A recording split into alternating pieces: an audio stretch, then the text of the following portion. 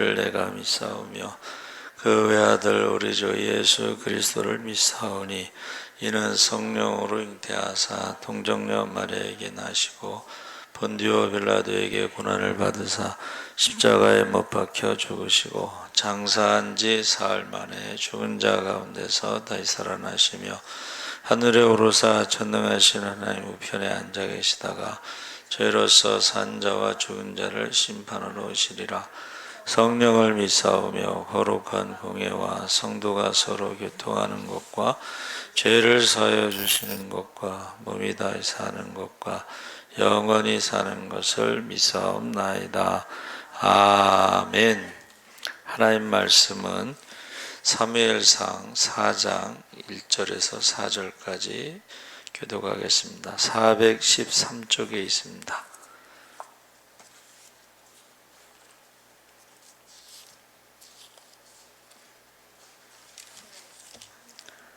413쪽 사무엘상 4장 1절에서 4절까지 교독을 하겠습니다. 사무엘이 말이 온 이스라엘에 전파되니라. 이스라엘은 나가서 블레셋 사람들과 싸우려고 에베네셀 곁에 진치고 블레셋 사람들은 아벡에 진쳤더니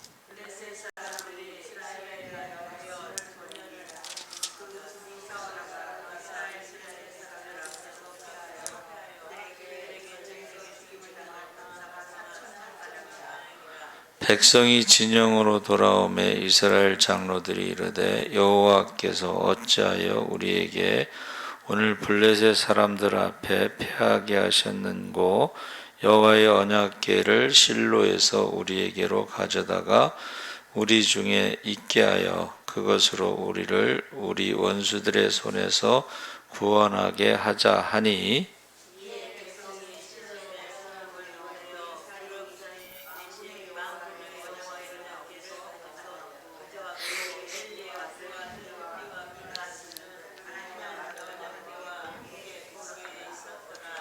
아멘.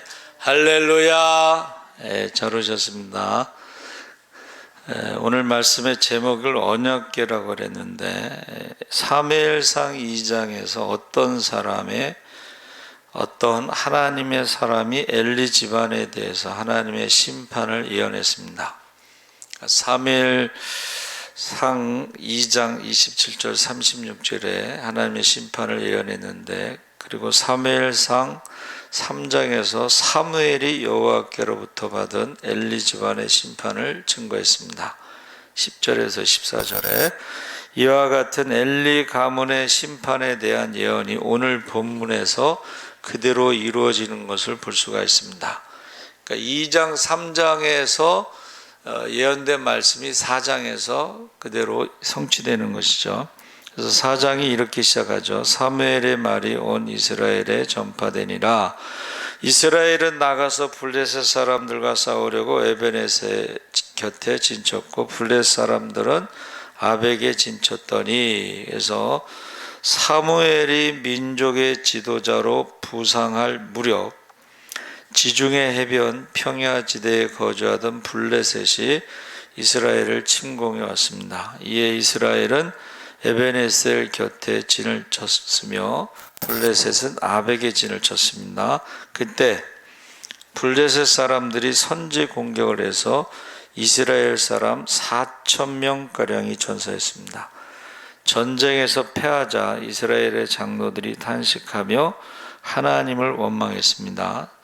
3절 상반절에 백성이 진영으로 돌아오매 이스라엘 장로들이 이르되 여호와께서 어찌하여 우리에게 오늘 블레셋 사람 앞에 패하게 하셨는고.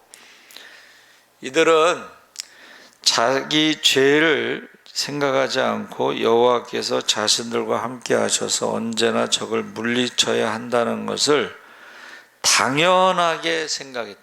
여러분, 하나님이 복을 주시는 것을 당연하게 생각할 때가 있어요.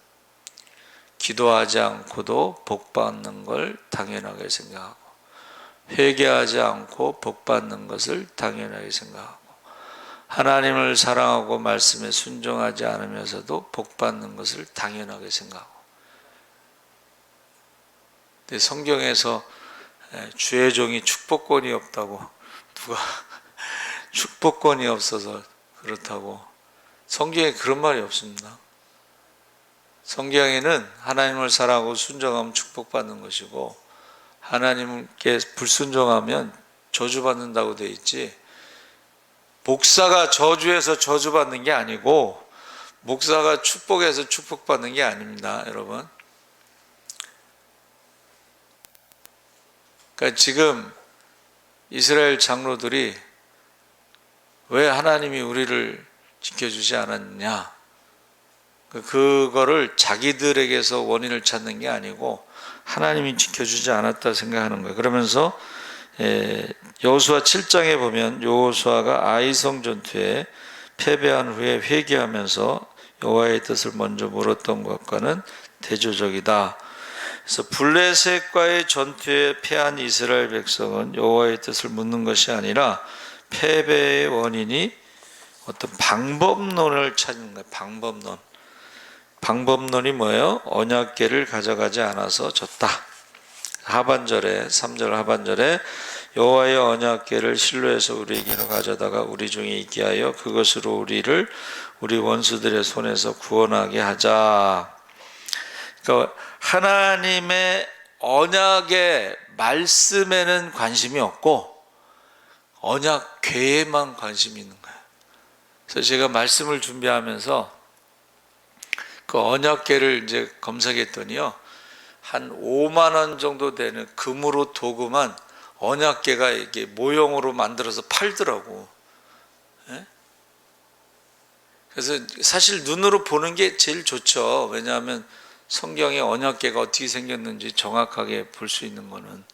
근데 그 언약궤를 사다가 집에다 둔다고 그래서 우리가 싸워서 이기는 게 아니라, 무슨 말인지 아시죠? 그러니까 지금 성경책 비싼 거 사가지고 집에다 올려놓으면은 귀신이 다 떠나가고 막 병이 다 고침받고 막 그런다고 생각하는 거예요. 지금 이거에 무슨 말인지 아시죠?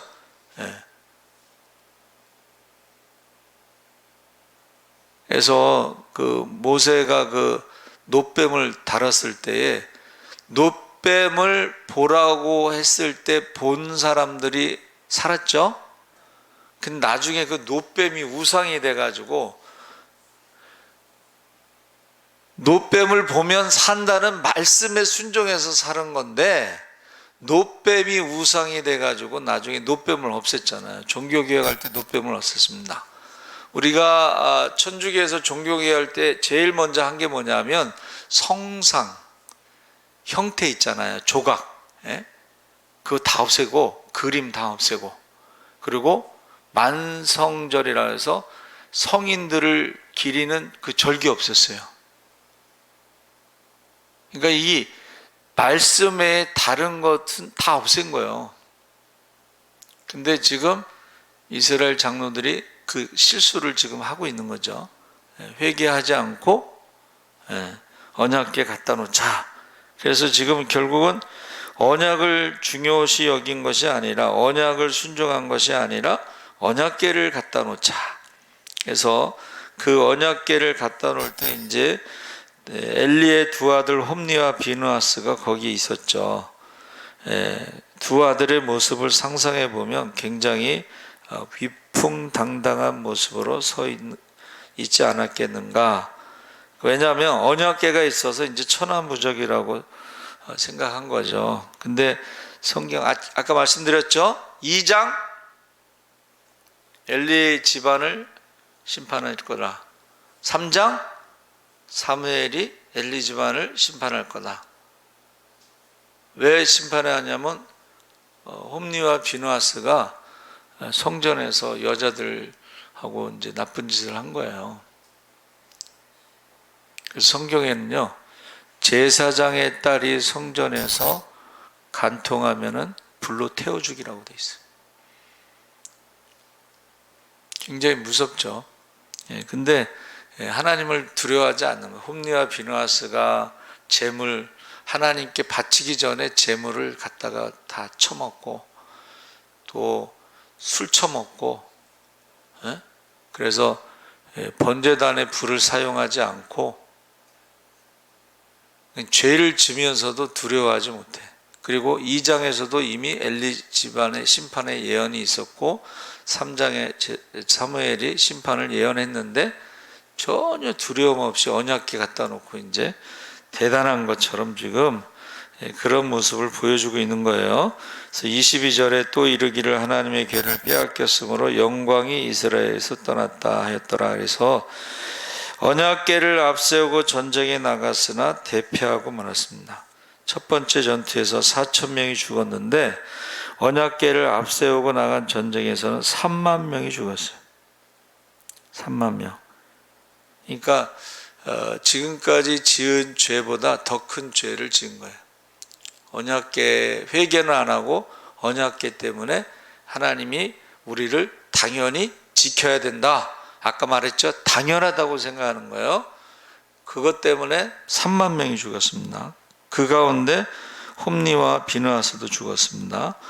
그 소식을 들은 엘리 제사장이 의자에 앉아서 뒤로 넘어져 목이 부러져 죽었습니다. 그 소식을 들은 비느하스의 아내는 갑자기 아이를 낳다가 죽었습니다. 그래서 그 아이의 이름을 이가봇이라고 해요.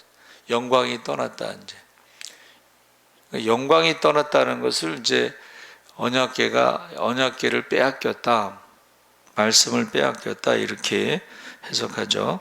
그래서 엘리 제사장 가문에 내려진 하나님의 심판에 대해 여전히 우상에 사로잡혀 껍데기를 붙잡고 있는 그 가문의 초라한 마지막 모습을 보여주고 있는 것입니다. 그래서 엘리 제사장 가문에 대한 하나님의 심판이 2장에서 어떤 하나님의 사람의 예언이 이미 선포되었고 3장에는 사무엘을 통해서 선포되었는데 그럼에도 불구하고 끝까지 하나님을 두려워하지 않고 하나님께서 선포하신 대로 엘리 아들들의 죽음과 엘리의 죽음과 엘리 며느리의 죽음이 차례대로 기술되어 있습니다.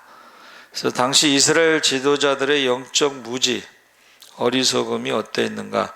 한마디로 말하면 하나님의 말씀을 두려워하지 않는 거예요. 하나님을 두려워하지 않는 거예요. 근데 오늘날에도 마찬가지죠. 하나님 말씀을 두려워하지 않습니다. 제가 한번 그런 적이 있어요. 기도를 하는데 어떤 사람이 자살을 하겠구나. 미리 얘기한 거예요. 근데 그 얘기했다고 또 나를 잡아먹을 듯이 또 그러대.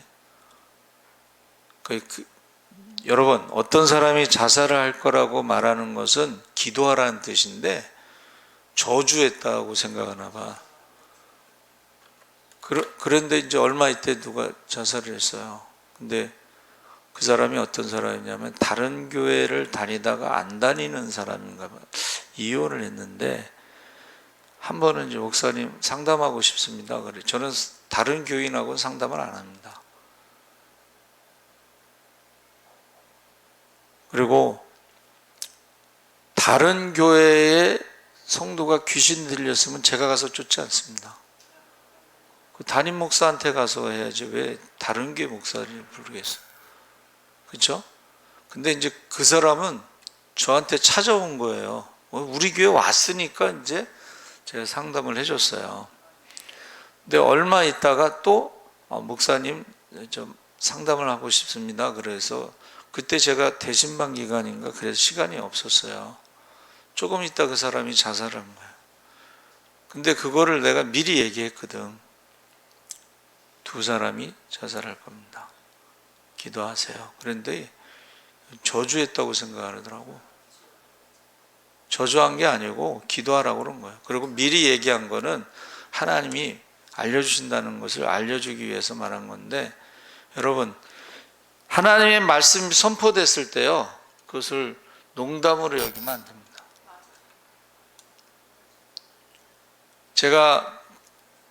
저희는 이제 11시 예배 때 설교 끝나고 통성으로 기도하잖아요.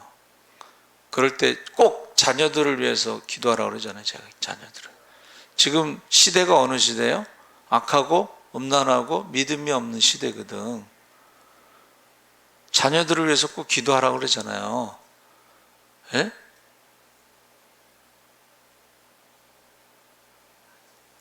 근데 기도를 안 한 사람들이 있잖아요. 자녀들을 위해서 기도 안 하면 누가 기도하겠어요?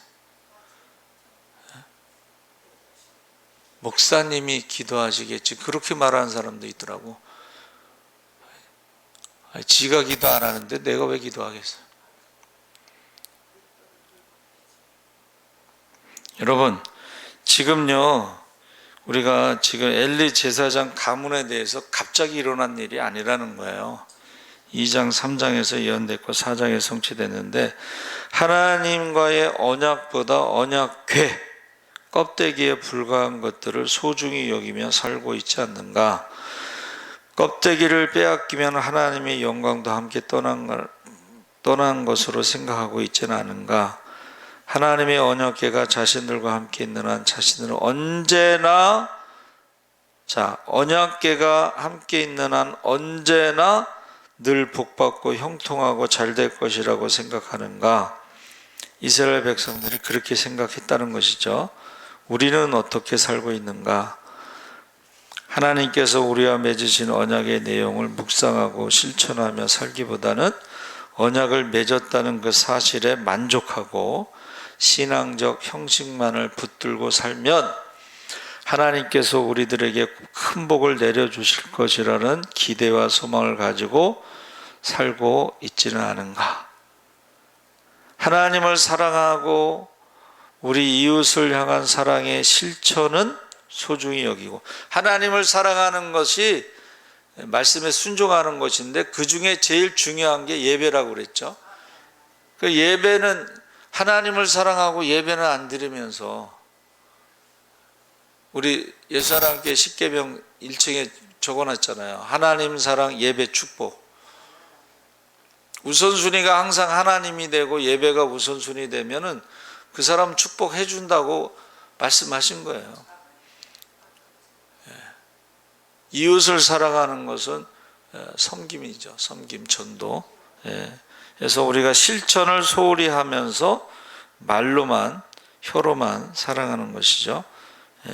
그래서 하나님을 경외하는 시간과 열정만큼 이웃을 향한 내 시간과 내 물질을 베풀 때에 이스라엘 백성들이 범했던 실수, 언약궤를 언약보다 더 소중히 여기고 붙들었던 잘못을 반복하지 않을 수 있다. 그러니까 이게 지금 우리가 사무엘상하, 열왕기상하, 역대상하는 역사서잖아요. 역사서. 그럼 과거의 역사가 왜 기록에 남았느냐? 반복하지 말라는 거예요. 과거의 사람들이 언약궤를 붙잡고 착각하는 것처럼 우리도 성경책 비싼 거 사가지고 갖고 있으면 누가 그랬다 그래도 성경을 잠잘 때 베고 자는 용도로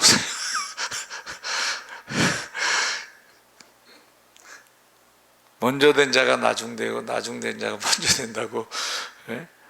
나중에 예수 믿은 사람은 성경 공부를 열심히 해서 성경 강사가 됐는데 전도했던 남편은 여전히 성경을 베고자 하는 용도로 사용합니다. 그래서 여러분, 저와 여러분이요, 지금 우리가 십자가에서 죽으시고 3일 만에 다시 살아나신 주님의 사랑이 우리의 삶의 자리에서 생활 가운데 아름다운 열매를 맺기 위해서 우리가 살아가야 되는데, 이 어떤 그런 삶이 없는, 지금 삶이 없는 신앙의 모습이 지금 엘리 제사장의 가문이었던 거예요. 근데 삶이 없는, 신앙 생활이 없는 장로들, 그러니까 이게 제가 전에 말씀드렸잖아요. 그 교회 학교 학생한테 새로 담임 목사님이 부임하셔서 야, 여리고성이 왜 무너졌니? 그랬더니 애가 눈을 동그랗게 뜨면서 제가 안 그랬는데요. 그래서 선생님한테 어떤 학생한테 물어봤더니 제가 안 그랬는데 하고 놀란 눈을 가지고. 근데 그 선생님이 뭐라 그랬어요? 아마 걔 말이 맞을 겁니다. 걔는 정직한 아이니까. 그래서 충격을 받아가지고 당회에서 장로님들한테 말했더니 장로님들이 뭐라 그랬어요? 건축원금에서 지어줍시다. 이게 여러분, 이게 지금 현실을 말하는 거예요. 현실. 예? 현실을 말하는 거예요. 그래서 지금 엘리 제사장 가문에 대해서 지금 이야기를 하지만 이게 오늘날에 목사 자녀들도 이게 신앙이 그냥 목사 자녀들은 저절로 신앙이 생기는 게 아니잖아요. 그렇죠? 어떤 목사 아들은 예배 마치면 그런 데잖아요. 다 거짓말이라고. 속지 말라고. 믿지 말라고. 전도를 열심히 해요. 아주 그냥. 예. 뭐 나중에는 회개하고 돌아왔겠지만, 여러분, 우리 자녀들은 어떤가? 우리 자녀들도 그냥 성경책만 있으면은 그냥 막 영적 싸움에 승리하고 하나님 막 복 주시고 막 그것을 이제 돌아보는 거죠. 역사서는 그것을 돌아보는 것입니다. 그래서 여러분, 처음에 4,000명이 죽은 것과 나중에 3만 명이 죽은 것과는 이게 달라요. 그래서 처음에 4,000명이 죽은 것은 개인적인 신앙 차원이지만 이게 3만 명이 죽은 것은 나라의 신앙의 차원이다. 나라. 그러니까 저와 여러분이 지금 나라와 민족을 위해서 예레미야처럼 눈물로 기도하라고 그랬잖아요. 지금 나라에 대해서 기도를 많이 해야 됩니다. 왜냐하면 우리나라가 지금 공산화돼 가고 있다라고 사람들이 보고 있어요. 그 공산화라는 게 뭐냐면 공짜로 막 나눠주는 거예요. 빚이, 그 돈이 어디서 오는? 지난번에 제가 주보에다 냈죠. 유럽에서 기자 친구가 한국 친구에게 보낸 거, 한국엔 3개가 많고 하나가 없고 하나가 있다, 뭐 그거 기억나시는지 모르지만은 굉장히 심각한 겁니다. 공짜로 나눠주는 게 이게요, 굉장히 위험한 거예요. 왜냐하면 빚이거든, 빚. 근데 그것을 안 믿는 사람들은 뭐 그냥 좋다고 생각할지 모르지만 믿는 사람들은, 유인자 어머니가 그 얘기 하시더라니까. 유인자 어머니가 연세가 많으시잖아요. 근데 그 어머니가 나라가 어떻게 되려고 그런지 모르겠다고.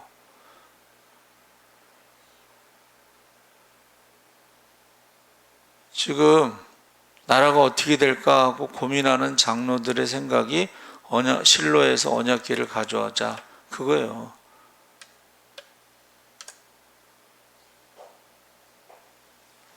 그래서 엘리 가문에 임하는 심판이 2장, 3장, 4장에 걸쳐서 나와 있는데, 이것을 4장만 생각하면 안 되고 하나님이 말씀하신다. 여러분, 성경에는 하나님이 말씀하시지 않은 것은 갑자기 일어나는 게 아닙니다.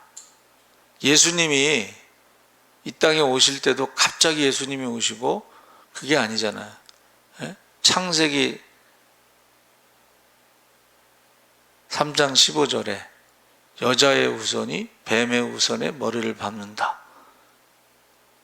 그럼 주전 1446년 뭐 이렇게 이야기하면은 1500년 전에 예언된 말씀이 오는데, 모세만 얘기한 게 아니거든요. 모세 오경에도 말했지만은 이사야 선지자가 제일 많이 예언했고, 시편에 다윗이 제일 많이 예언했고, 그 태어나는 장소, 어느 집안, 뭐 그게 다 예언된 말씀대로 성취된 것이지. 근데 이제 아무것도 모르는 사람들이 어떻게 해요? 자기가 재림예수라. 재림예수라는 것이 성경에 나와 있는 대로 성취되는 거지, 그냥 자기가 주장하면 그게 되는 게 아니잖아요. 그렇죠? 그래서 저와 여러분이 말씀을 볼 때에 항상 기록되었으되, 여러분 기록되었으되라고 된 건 다 구약에 예언된 말씀입니다. 그래서 우리가 세례 요한이 오실 그이가 당신인지 제자들을 보내잖아요. 그래서 예수님께서 마태복음 7장 14절에 이제 대답하시는 거예요. 너희가 보고 들은 것을 가서 전하라.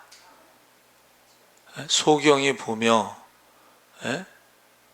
귀머거리가 들으며 벙어리가 노래하고 걷지 못하는 자가 뛰며. 이게 어디 있어요? 아니, 마태복음에 이제 예수님 말씀하신 거고, 구약에 예언된 말씀이, 글쎄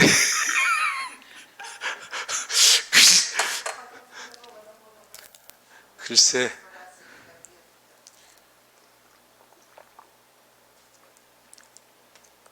이사야 35장 5절과 6절에 나와 있습니다. 누가복음에도 나와요. 누가복음에는 11장 나오는데, 거기서도 조금 더 자세하게 나오는데, 여러분 이사야 35장에 나오는 거에다가 죽은 자를 살리며, 그 말이 나오더라고. 죽은 자를 살리며.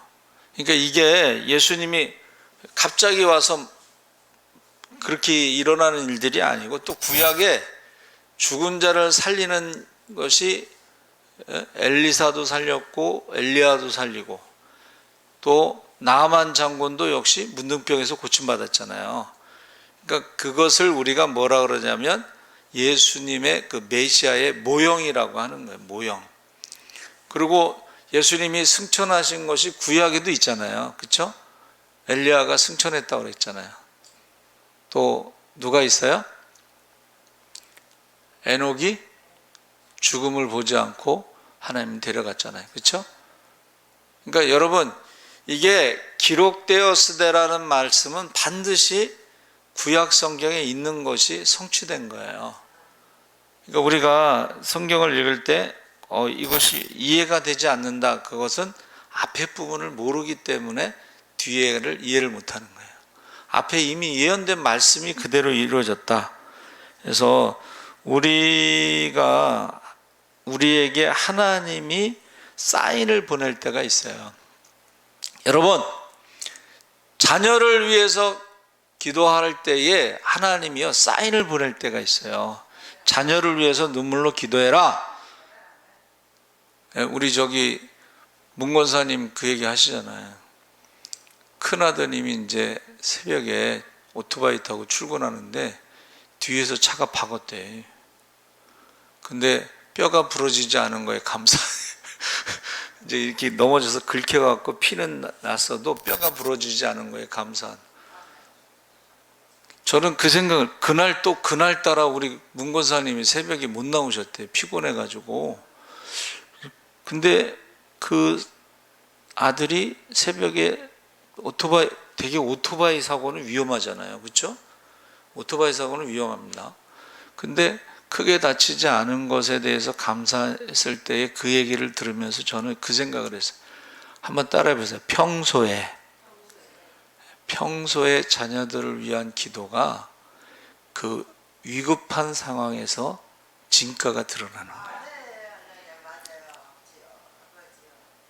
전에 연세가 많으신 권사님이신데 늦게 아들을 하나 낳았어. 그러니까 사람들이 안 믿어.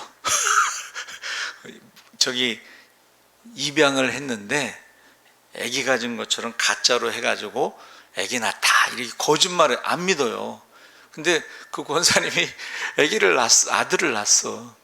근데 아주 잘생겼어요. 늦게 낳았는데 아들이 잘생겼어. 그리고 이제 그 SUV인가 뭐 이렇게 튼튼한 차 있잖아요. 그거를 타고 경부고속, 그 집이 양재동 그 무슨 그 근처에 있어요. 장수마을에. 그래서 제가 이제 늘 거기 구역예배 때문에 가는데, 그 경부고속도로 타고 오다가 새 차를 뽑아가지고 경부고속도로를 타고 오다가 사고가 났는데 폐차를 했어요. 사람들이 이 사람 죽었구나 했는데 그 아들이요, 안 죽고 손만 조금 다쳤어. 이제 구역예배 딱 갔는데 그 얘기를 하시는 거야. 저는 그 생각을 해요. 우리 권사님이 새벽 기도를 하시더니 하나님이 그 아들을 지켜주구나. 그런 경우가 있어요. 하나님이 사인을 야, 일어나라. 밤 12시에 하나님이 깨워서 기도해라. 에? 그 김정희 목사님도 그 남편이 이제 이렇게 한 번만 가야 돼. 한 번만, 화물차를 한 번만 가야 되는데 2번 가려고 하다가 고속도로에서 굴렀어요. 한 번 가야 되는데 2번 가려고 하다가 고속도로에서 굴렀는데, 그날 저녁 굴르기 전에 밤 12시에 하나님이 깨웠어요. 그리고 남편을 위해서 기도했어요. 근데 굴렀는데 차가 폐차됐다고 그래서 우리는 이제 큰 사고가 났구나 걱정을 했는데, 토요일 날 걷는데 주일날 아침에 오신 거야. 멀쩡한 모습으로 와서 어떻게 된 거냐니까, 차는 폐차됐는데 사람은 다친 데가 없대. 그래가지고 하모니카로 찬송을 하면서 막 울더라고. 여러분, 하나님이 먼저 말씀하신다니까. 엘리 제사장에 대해서 말씀하셨잖아요. 2장에도 말씀하셨고 3장에도 말씀하셨고, 근데 끝까지 기도하지 않았다는 거예요. 기도하지 않고 언약궤를 갖다가 무슨 부적처럼, 우리가 신앙생활할 때 그 부적처럼 성경이 있으면 다 되는 것처럼 착각하는데 그것은 문제가 있다. 그래서 우리가 하나님의 언약이 무엇인지 알아야지 붙잡고 기도할 거 아니에요. 하나님의 언약이 뭐예요?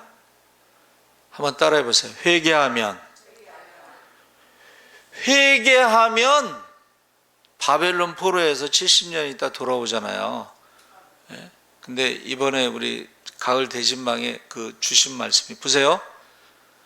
회개하고 돌아오면 하나님이 준비하신 축복을 풍성하게 부어주시고 부족함이 없게 하시고, 그 다음에 기도가 끝나기 전에 응답하시고, 그 다음에 구하지 않은 것도 주신다고. 먼저 그의 나라와 그 일을 구하면 이 모든 것을 더하시리라. 이 말씀이 구약에 바벨론 포로에서 회개하고 돌아오면 하신 말씀이야. 신약에 이게 새롭게 말한 게 아니고 구약에 이미 약속된 말씀이에요. 그러니까 누가복음 15장에 예수님이 하신 말씀도, 탕자가 돌아오면 회개하면, 돌아오면 회개하면 어떻게 해요? 옷을 갈아입히자. 옷을 갈아입히는 건 뭐냐면 아들의 그 위치를 다시 회복시켜 주는 거야. 상속자가 되는 거야. 할렐루야. 그게 구약에 있는 내용이 누가복음 15장에서 예수님 말씀하신 거예요. 아들은 뭐라고 생각했어? 그냥 내 아버지 집에 일꾼이 먹을 게 풍성한 일꾼이 많으니까 여기서 굶어 죽는 것보다 가서 아버지가 일꾼으로 사는 게 좋겠다고 왔지만은, 아버지는 그렇지 않잖아. 아버지는 어떻게 해요? 죽었던 아들이 살아서 돌아왔으니까 내가 잔치를 해야 되겠다. 그리고 옷을 갈아입히고 금가락지를 끼우고 무슨 남들이 보면 성공해서 돌아온 것 같아. 여러분, 회개하고 돌아온 것이 성공입니다.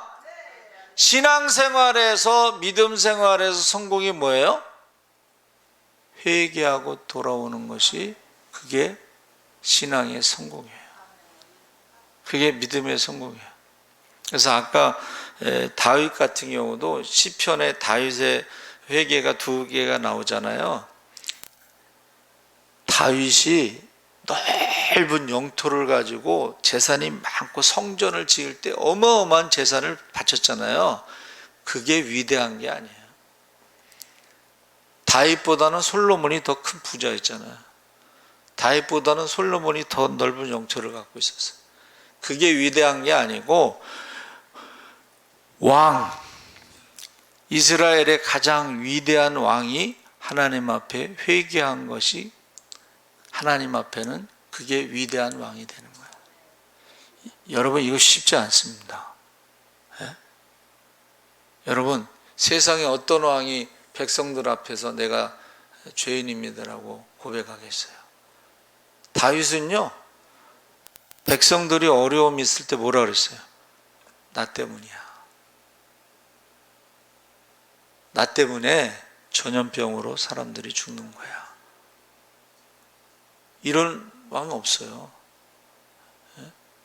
그러니까 저와 여러분이, 하나님은 미리 말씀하신다. 알려주신다는 거야. 기회를 주신다는 거야. 기회를 주신다는 거야. 그런데 사람들이 그거를, 기회를 어떻게 해요? 회개하는 사람이 있고 회개하지 않은 사람. 그래서 대표적으로 이제 예수님의 12제자 중에서도 베드로에게는 닭 울음소리가 회개의 기회를 준 거예요. 그렇죠? 그러니까 통곡했잖아요. 그런데 가룟 유다는 어떻게 했어요? 여러분, 안 믿는 사람들은 회개를 모르니까, 안 믿는 사람은 회개를 안 하고 뭐를 해요? 후회를 해요. 후회를 하다 보니까 자살을 하는 거야. 회개하는 사람은 자살하지 않습니다. 하나님께서 다시 기회를 주시잖아. 예? 그러니까는 베드로에게 천국 열쇠를 준 거예요. 수익권을 준 거예요. 그러니까 저와 여러분이 신앙생활하면서 후회를 하는 거는, 그건 안 믿는 사람의 모습이고, 회개하는 사람이 믿는 사람의 모습. 회개하는 사람은 하나님이 기회를 주신다는 거예요. 그리고 하나님이 준비하신 풍성한 은혜를 주시고, 기도가 끝나기 전에 응답하시고, 구하지 않은 것도 주실 줄 믿습니다. 그래서 다른 사람들은 이제 이 말씀을 안 들었으니까 몰라도, 여러분들은 말씀을 들었으니까 어떻게 해야 돼요? 하나님 앞에 회개의 영을 주세요. 회개의 영을 주세요. 그래서 특별히 어떻게 해야 돼요? 자녀들을 위해서, 혈통의 자녀를 위해서, 믿음의 자녀를 위해서 기도해요. 그러니까 자녀들이 안 된다고 생각하면은 내가 기도하지 못해서 그렇습니다. 내가 기도하지 못해서 그랬습니다. 그 전에 권사님들은, 목사님이 설교에 죽을 쓰면은 죄송합니다. 제가 기도하지 못해서 그렇습니다. 그랬대잖아. 근데 요새 신자들은 내가 기도하지 않아서 설교 죽 쓰셨습니다. 그렇게 안 하고 어떻게 해? 목사님이 기도를 안 해서 설교가, 그렇게 생각하잖아요. 여러분, 오늘 저녁에는요, 정말 자녀들을 위해서 기도하시기 바랍니다. 악하고 음란한 세대, 믿음이 없는 세대, 우리 자녀들이요, 방황하는 거예요. 방황하는 거예요. 지금 하나님께서 미리 말씀을, 지금요, 제가 우리 1년 그 표 보세요. 표 계속 얘기하는 거죠. 알곡과 쭉정이 나누고 뭐 양과 염소 나누고 우상 숭배, 원수 맺는 거, 살인, 분쟁, 분냄, 음행, 당 짓는 거, 이단, 탐욕 계속 말하는데 반응이 없어. 그리고 자기는 휴거한다고 생각하는 사람이 있는데 이거 불 좀 켜라고 해. 불을 안 켜면 이제 유튜브가 제대로 안 나갈 텐데. 여러분,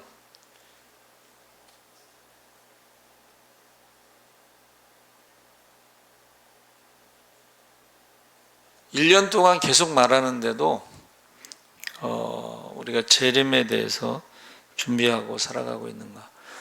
재림에 대한 준비도 다른 게 아니고 회개하라 천국이 가까웠다 했으니까 우리가 회개하는 거예요. 회개. 천사의 말을 할지라도 사랑이 없으면 아무것도 아니라. 예? 천사의 말을 할지라도 사랑이 없으면 아무것도 아닙니다. 회개를 해야 돼요. 그래야지 천국에 가는 거지. 여러분 무슨 직분 가지고 천국 가는 것도 아니고 지식, 성경 공부 많이 지식이 많다고 천국 가는 것도 아니고 예? 돈 많이 헌금 많이 한다고 천국 가는 것도 아니고 이뻐서 천국 가는 것도 아니고